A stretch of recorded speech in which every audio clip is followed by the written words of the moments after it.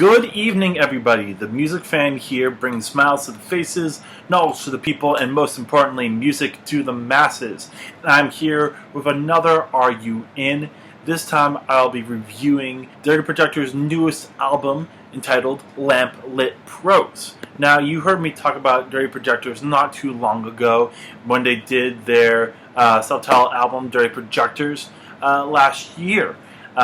They are an indie/art rock/electronica band from Brooklyn, New York. Before it was just David Longstreth, but now he has brought some other people on board, including Nat Baldwin on bass and keyboards, and Mike Daniel Johnson on drums. They used to be part of this band before, as well as Maya Friedman on guitars, keyboards, and backing vocals, Felicia Douglas on percussion, keyboards, and backing vocals, and Kristen Slip on keyboards and backing vocals. Now, I've already talked about them, but just a quick little reminder. They've had The Glad Fact in 2003, Morning Better Last in 2003, Slaves, Graves, and Ballads in 2004, Getting Addressed in 2005, Rise Above in 2007, Bid Orca in 2009, Swing Low Magellan in 2012, and last year's Dirty Projectors from 2017. Now, as you may have seen before, I reviewed their album from last year, and I really loved it. I loved the feel of a lot of the songs, the intricacies and the complexities of some of the arrangements, and there was a lot of songs that just hit really hard. As a breakup album should, it was a very open and no holds bars kind of breakup album, straight from the get-go on to the end. So when I heard that they were putting out a new album, I was excited, and I have listened to it a few times, and this is what I think about it. Now, first off, it's a little bit different from the electronica feel of the previous album. There's a lot more guitar parts on here. There's a lot more songs where they eschew the electronics for a more stand-up, regular band, guitar, drums, bass, and everything. So it's a little bit different. Now, I don't know, I haven't listened to their previous work, so I don't know which one of these is the real Dirty Projectors, but I do like some of the arrangements that come from this. Most notably, Breakthrough has a very interesting guitar part, though it's a little bit twangy and on the high end, so it gets a little bit annoying at times, but it's a cool, funky song with some interesting electronic parts and a really cute music video. If you haven't checked it out, it's with David Longstreth and a bunch of birds. I think it's really cute. The lyrics are about someone meets that they find refreshing and helps see past the monotony of everyday life. And there's some interesting metaphors, but there's also some ones that just don't stick. And honestly, the lyrics, just a review, she will be a breakthrough, don't really need to say that. It seems like a throwaway line on this song, but there's some really cool parts on here, especially a cool string part in reverse on the latter half of the song. There's also the song That's a Lifestyle that has some of the best guitar parts on this album.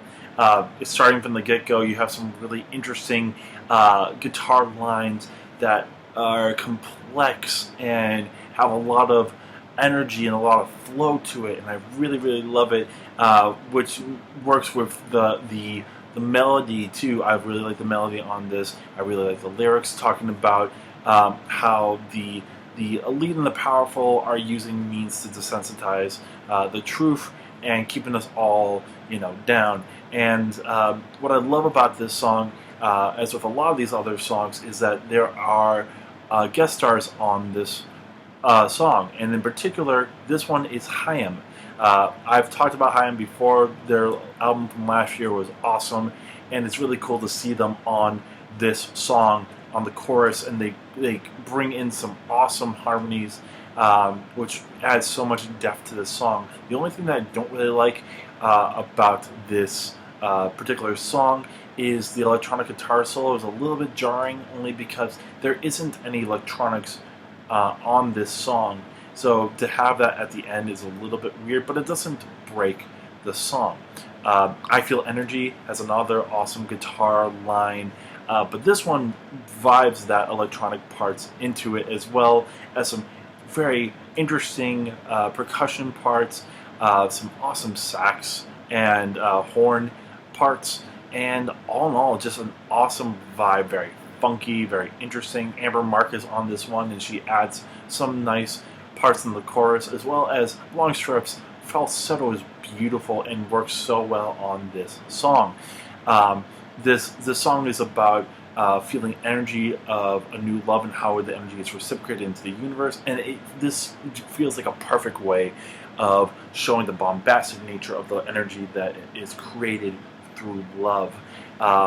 I just really, really love the beats and just how his electronic parts and his guitar parts work so well together on this song. There's a little bit of a weird slowdown part in the bridge, and there are some interesting strings at the end, but it doesn't break this song. It's one of my favorites on the album. And then just another one that's just guitar is You're the One. One of the last songs on the album. It features Robin Peckold from the Fleet Foxes and Rostem of Vampire Weekend, and the lyrics are about finding meaning in loving somebody special. It's a short, sweet song that's literally just guitar, but all these three work so well that they kind of influence each other, where you get some of the Fleet Foxes influence as well, some of the Vampire Weekend influence, and on a Dirty Projectors song. It's a stripped down song compared to everything else on this album, but I really, really like it, and it's a nice change of pace from everything else that's been going on in the album. That's not to say that there isn't, of course, a lot of electronic songs on here too. Right Now as an opener has an interesting guitar part, but it has a lot of this electronic parts in there as well. It's a very simple song with a very simple melody, but another thing that I really, really love about Dirty Projectors from what I've seen is their use of percussion and complex percussion ideas.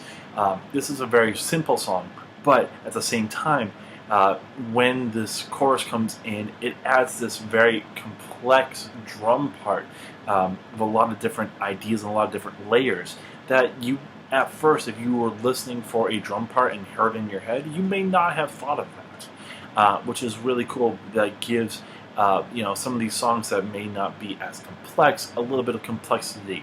I don't really like the blaring horns at parts, but all in all, another solid song. And most of these songs, for the most part, are pretty solid. Even if, again, they're not as complex. Bluebird is a beautifully simple song that has some interesting percussion ideas in the bridge, as well as a call and response kind of round-ish last chorus. But again, very simple song about spending a day in Paris with a loved one. Nothing truly bad or good about the song, just a very solid song.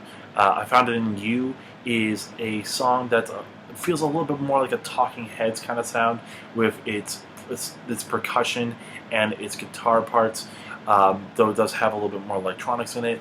Don't really like the melody to it, but not a bad song. What Is the Time?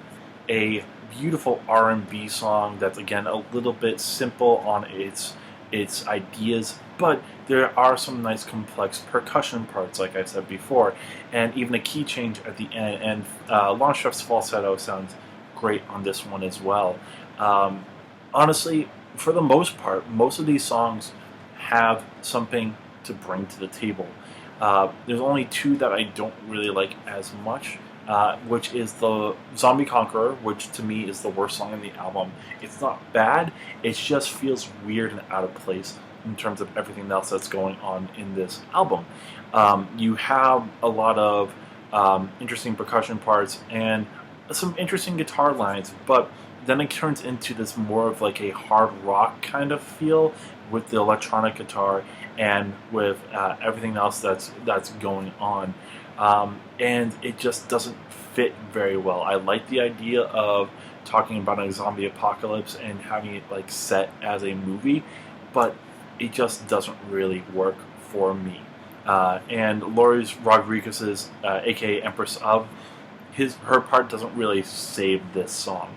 But to me, what is also just as bad, honestly, is the ending song. I love the idea of doing a jazz song for I Want to Feel It All, but it feels really weird. The electronics don't really mesh really well with the ideas that are going on, and it sometimes borderlines on creepy and a little bit more morose than it should be. It's just a little bit of a lackluster ending, and the other part that just kind of just throws me off with this particular song is Longstreth. His vocals are almost mumbled to the point where you can barely understand what he is saying. Which, for all the energy on this album, it's sad that this is the ender, because I could have gone with You're the One as the ender, because it was beautiful, it was soft, it was simple, it was really an interesting, simplistic arrangement with some really good singers, and to have it be this other song that kind of is lackluster, it kind of throws a little bit of a wrench into the rest of the CD. But for the most part, this is an evenly balanced album front to back in terms of some very interesting arrangements of just electronic work, but also guitar work and more of a conventional band as well. I really like what was brought onto this album. Now, is it better than the previous album? I don't necessarily think so. I don't think that the emotional impact is on this album as compared to Dirty Projectors. But I do like that they use a little bit more guitar in here, a little bit more different ideas throughout the album on comparison to Dirty Projectors, and I don't think that there are as many lackluster songs on this album compared to the other one.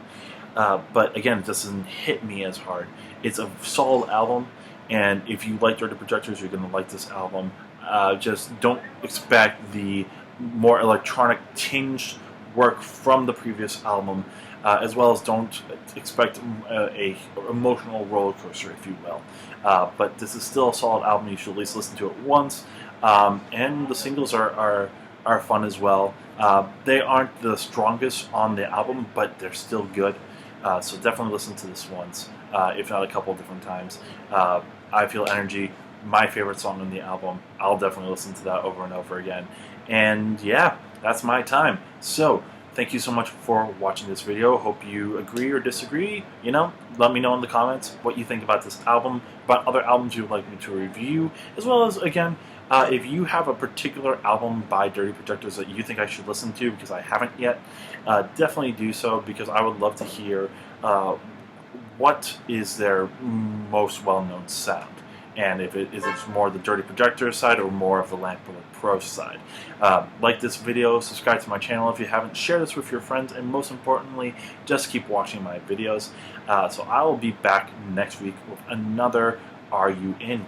But until then, this is the Music Fan signing off. Peace.